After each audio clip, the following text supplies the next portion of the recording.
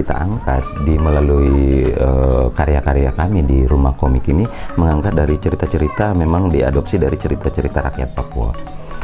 Tujuan kami sebenarnya agar mereka lebih mudah untuk mengenali budaya mereka sendiri, dan mereka sudah bisa sebenarnya memulai membaca, karena persoalan di Papua ini kan tingkat pendidikan masih sangat rendah, apalagi di pedalaman, dan kami sangat berterima kasih karena dari ini karya-karya kami ini atas bekerja sama dengan UNICEF sudah tersebar di baik di Provinsi Papua maupun di Papua Barat.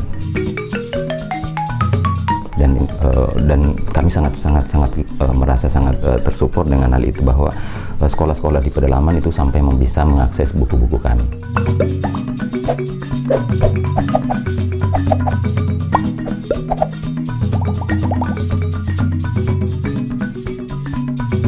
Rumah komik ini kadang orang berpikir bahwa ini rumah yang sewa-sewa komik kan pada umumnya, padahal sebenarnya dulu ada teman kami 5 orang yang memang basicnya semua dari media dan punya hobi membuat karikatur, komik-komik, dan kami sepakat kenapa sih kemampuan kita ini kita tidak bagi ke masyarakat, khususnya anak-anak saudara-saudara kita di Papua yang secara sangat tertinggal dari pendidikan. Nah, pada tanggal 11 bulan September 2011 kami membuat sebuah wadah yang dinamakan Rumah Komik. Nah, karya-karya kita ini kan bisa kita hasilkan dan kita bisa banyak memberikan informasi khususnya bidang-bidang pendidikan kepada anak-anak di Papua. Orientasi awal kita yaitu bagaimana Rumah Komik ini mampu berkontribusi ke masyarakat, itu yang pertama. Terus yang kedua, bahwa karena setelah beberapa kali di tahun 2011 itu kita menghasilkan buku kurang lebih sebanyak 21 judul, dan itu sudah dipublish oleh UNICEF untuk kebutuhan anak-anak di Papua. Nah, di 2013 saya mencoba untuk membuat grade-nya menjadi lebih tinggi lagi, menjadi Yayasan Rumah Komik. Kenapa harus yayasan? Saya pikir kita punya, ketika kita memiliki visi yang bagus, namun tidak ditunjang oleh sebuah lembaga yang berbadan hukum, akan membuat mimpi kita, saya pikir tidak akan bisa terrealisasi dengan bagus. Apalagi kita berbicara dengan potensi di Papua sangat luar biasa. Tapi kan ya kembali ke bagaimana sih generasi ke depannya. Ya, kalau apa yang selama ini opini luar mengenai Papua kan sangat banyak. Padahal sebenarnya ya itu tadi, bahwa kalau kita mau memulai kepedulian dia dari tingkat usia dini, saya pikir perkembangan anak-anak 10-20 tahun ke depan di Papua, saya pikir karakternya sangat luar biasa. Nah, makanya orientasi kita itu bagaimana sebenarnya membentuk karakter anak-anak Papua dimulai dari usia dini. Hampir secara keseluruhan bahwa konsep komik itu diangkat dari cerita-cerita rakyat lokal.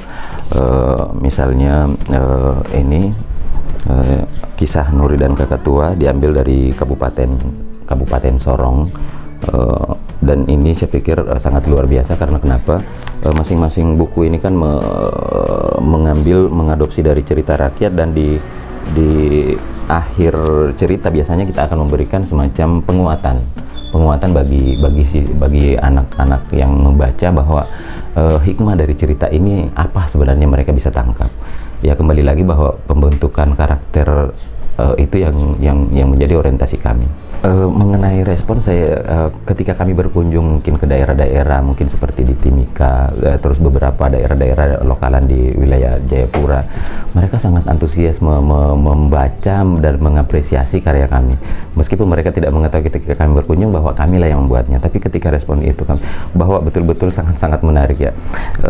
Biasanya kan buku-buku yang diterbitkan dari luar, biasanya untuk paket itu kan jarang mengadopsi cerita-cerita lokal mereka. Nah, ketika mereka merasa dekat dengan budaya mereka, saya pikir itu akan membuat mereka sangat antusias.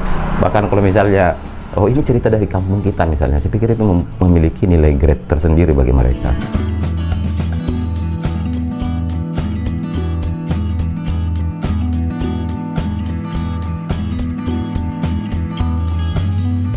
Kami biasanya hanya dalam bentuk pelatihan saja. Mungkin ada anak-anak yang mau belajar untuk mengembangkan bakatnya, mungkin tertarik dengan bagaimana sih saya mengembangkan potensi diri saya. Bisa juga dari rumah komik membimbing, biasanya seperti itu. Cuman karena ya kembali bahwa di Yayasan Rumah Komik kan termasuk masih baru, kita juga memiliki sangat luar biasa kendala di Papua, khususnya tenaga-tenaga yang bisa mensupport kami. Apalagi kan dalam membuat komik itu kan sebenarnya kan butuh banyak ini, bukan hanya ilustrator yang handal. Tenaga kami di tim ilustrator kami hanya 5 orang saja.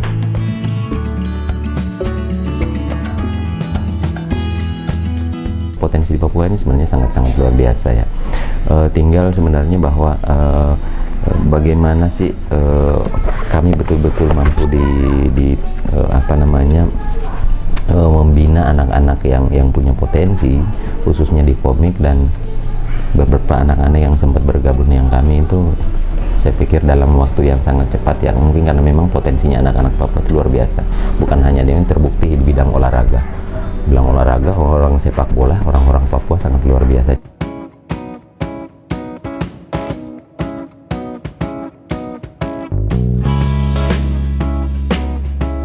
Harapan kami di Rumah Komik ke depan bahwa kami akan melahirkan banyak hal lagi untuk membantu adik-adik kita yang ada di pedalaman, khususnya dalam mengakses informasi pendidikan, khususnya dalam mengembangkan pendidikan. Karena terus terang pengalaman kami di Timika pada saat itu kami berkunjung di 2014, anak SD itu bisa tidak ikut sekolah karena mereka masih ikut ke orang tuanya ke ladang. Sementara pola hidup orang tuanya kan masih semi nomaden. Jadi dalam 1 minggu kemungkinan itu dua hari di kampung, 2 hari itu ke kebun. Jadi kan ini sekolah mereka, anak-anak mereka kan terbengkalai. Nah ini kan yang kami temukan di lapangan seperti itu. Kalau di wilayah perkotaan saya pikir tidak menjadi masalah, dan mungkin seperti ini ya, bahwa di daerah-daerah seperti di Jawa saja kondisi-kondisi seperti itu masih ada, apalagi kalau kita berbicara di wilayah Papua yang memang secara geografis itu wilayahnya sangat luas.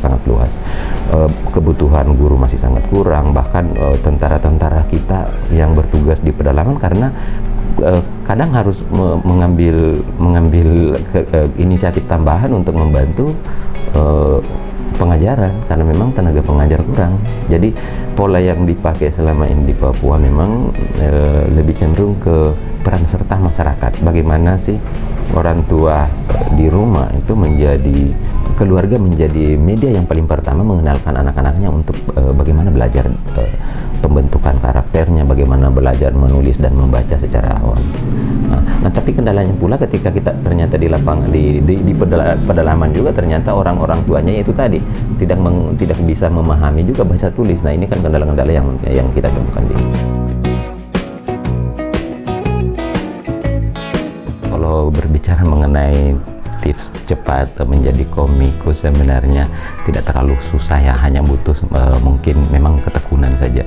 Membuat komik itu jauh ya, pengalaman saya sebenarnya bisa dipelajari sebenarnya.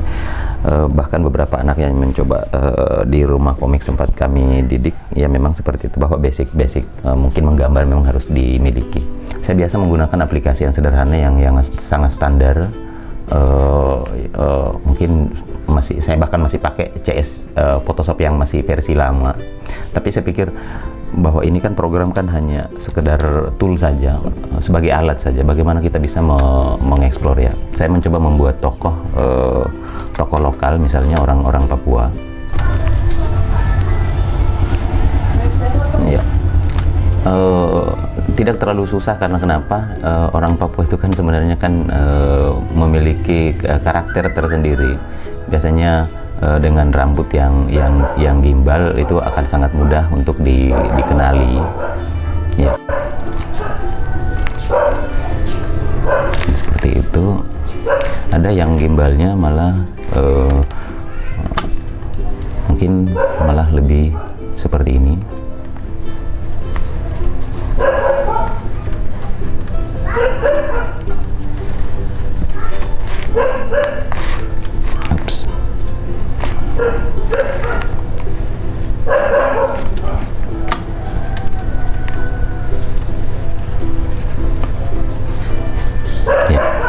Terus karakter-karakter biasanya orang Papua hampir secara keseluruhan ya, kulit, terus hidung,